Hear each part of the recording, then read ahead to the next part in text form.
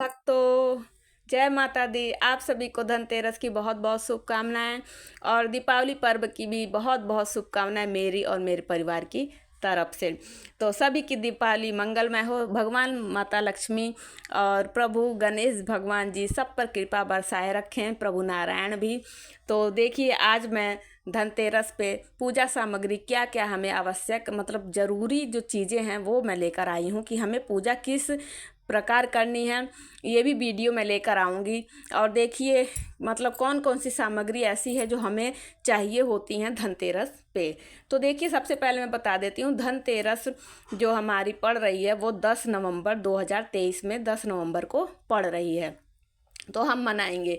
और धनत्रयोदशी, जैसा कि आप लोगों को पता है कि धनतेरस पे हम धन्वंतरी भगवान की पूजा आराधना करते हैं, क्योंकि जो धन्वंतरी भगवान हैं वो देवताओं के डॉक्टर हैं और उनकी पूजा करने से हमें निरोगी काया प्राप्त होती है, हम रोग व्याधि से दूर रहते हैं। तो इसलिए उनकी पूजा हमें करनी चाहिए, धन्वंतरी भगवान की। तो देखिए, धनतेरस धन त्रयोदशी भी कहते हैं इसे, और इस दिन प्रदोष का व्रत भी रखा जाता है। तो भगवान जी मतलब प्रभु नारायण हैं, उन्हीं का रूप हैं धन्वंतरी भगवान, उन्हीं के अवतार हैं। तो जब समुद्र मंथन हुआ था तभी त्रयोदशी के दिन ही धन्वंतरी भगवान उत्पन्न हुए थे। तो इस दिन इसलिए हमें पूजा करते हैं क्योंकि हमें निरोगी काया प्राप्त। तो देखिए, धन दौलत कितना भी हो, लेकिन अगर हम निरोग नहीं रहेंगे तो वो धन दौलत किसी काम की नहीं रहेगी। तो देखिए, दीपावली से पहले जो पर्व पड़ता है धनतेरस, आज से दीपावली का पर्व भी शुरू मतलब दिए जलाने लगते हैं हम अपने घरों में, और दीपक जलते हैं, पूजा आराधना शुरू हो जाती है। तो इस 5-6 दिनों का ये त्यौहार होता है। तो देखिए, देर ना करते हुए मैं अपनी पूजा सामग्री आप लोगों को बता देती हूँ। तो देखिए, जैसा कि आपको पता है इस दिन धन्वंतरी भगवान की पूजा होती है। तो सबसे पहले आपके पास या तो फोटो होनी चाहिए, या तो मूर्ति है तो आप पंचामृत से स्नान कराइए उनको। अब फोटो है तो उससे पुष्प से जल आचमन करा सकते हैं आप 3 बार 5 बार। तो और देखिए, मतलब मेरे पास तो धन्वंतरी भगवान की फ़ोटो नहीं है, तो ये मतलब माता लक्ष्मी भी हैं, गणेश जी हैं और कुबेर जी महाराज भी हैं, उनके यंत्र भी बने हुए हैं और चरण भी हैं और मंत्र भी लिखा हुआ है। देखिए, मतलब दिख नहीं रहा है। तो ये मेरे पास, तो अगर धन्वंतरी भगवान नहीं है तो आप एक सुपारी ले सकते हैं। सुपारी, पान के पत्ते पर एक सुपारी कलावा लपेट के धन्वंतरी भगवान की स्थापना कर सकते हैं और पुष्प से उनकी पूजा मतलब आचमन कराइए, पुष्प धूप दीप दिखाइए धन्वंतरी भगवान। फिर बाद में उनकी पूजा करने के बाद सबसे पहले हमें गणेश जी की पूजा करनी होती है। किसी भी पूजा में हम सबसे पहले गणेश जी की पूजा करते हैं, उसके बाद धन्वंतरी भगवान की पूजा करते हैं। तो देखिए, पहली चीज़ हो गई हमें फ़ोटो या मूर्ति। दूसरी चीज़ हो गई उनके लिए वस्त्र। वस्त्र स्वरूप आप कलावा भी चढ़ा सकते हैं, नहीं तो कोई वस्त्र आपके पास हो तो वो भी चढ़ा सकते हैं। और देखिए, किसी भी पूजा में हम मतलब कलश स्थापना जरूर करते हैं। तो उसके लिए एक लोटा चाहिए आपको, उसमें जल चाहिए, उसके लिए गंगा जल चाहिए आपको। तो गंगा जल और ये आम का पतलू। आम का पल्लू ना हो तो अशोक का ले लीजिए, पीपल का ले लीजिए, बरगद का ले लीजिए। पंच पल्लव भी आप रख सकते हैं कलश में। तो और देखिए, उसके बाद सबसे पहले कलश स्थापना के लिए हमें अक्षत चाहिए होता है। अक्षत पे ही हम कलश स्थापना करते हैं, मतलब हम आसन देते हैं कलश देवता को।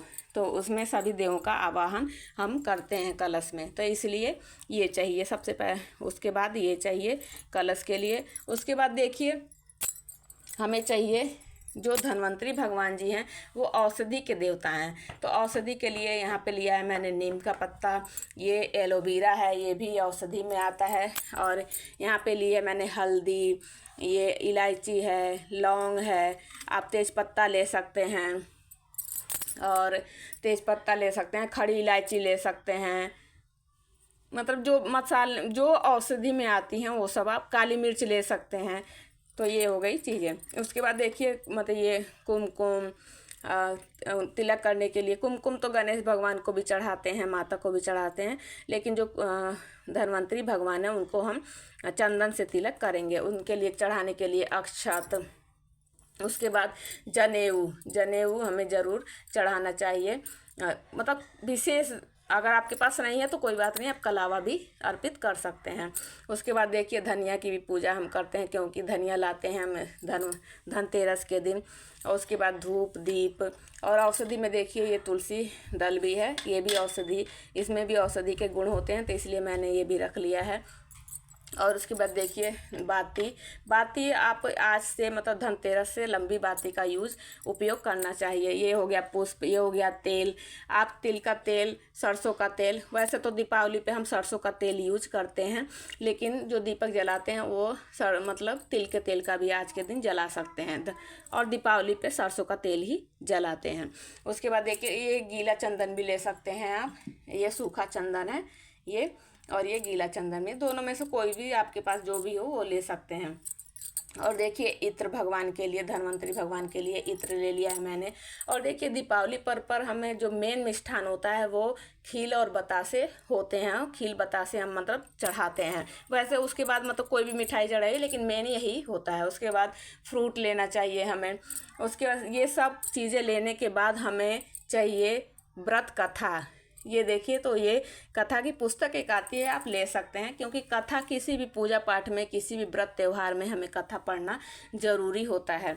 तो एक व्रत कथा की बुक भी ले सकते हैं। उसके बाद धूप बत्ती दीप जो भी आप चढ़ाना चाहते हैं नैवेद्य, ये सब चीज़ें आप ले सकते हैं।